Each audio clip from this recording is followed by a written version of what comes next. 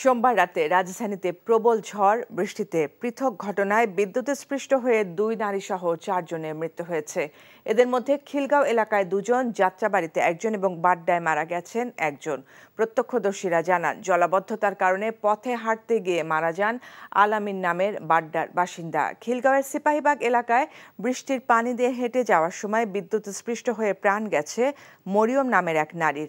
লিজা নামের যাত্রাবাড়ির বাসিন্দা মারা যান বাসার টিনের প্রাচীর স্পর্শ করে এবং ব্যাটারি চালিত রিকশা চার্জ দিতে যেয়ে মারা যায় রাকিব।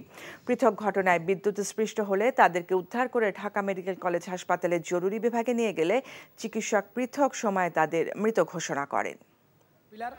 ওখানে তার ঝুলে আসিল, তো চলার পথে হঠাৎ করে উষ্ঠাকায় পড়ার সময় হাতে কারেন্টের শর্ট লাগা, তারপর ওখানে সাথে সাথে মনে করেন যে মারা গেছে। মহিলাটা যখন যাবে রাস্তা দিয়ে, গলির রাস্তাটা, তো যাওয়ার সময় ওই খাম্বার প্লেয়ারটা ধরছে, তখন সে আর্থিংয়ে মানে পড়ে গেছে পানির ভিতরে। প্রাথমিক কিছু চিকিৎসা দেওয়ার পর আমরা তাকে ঢাকা মেডিকেল নিয়ে যাই, তারপরে তাকে মৃত ঘোষণা করা হয়।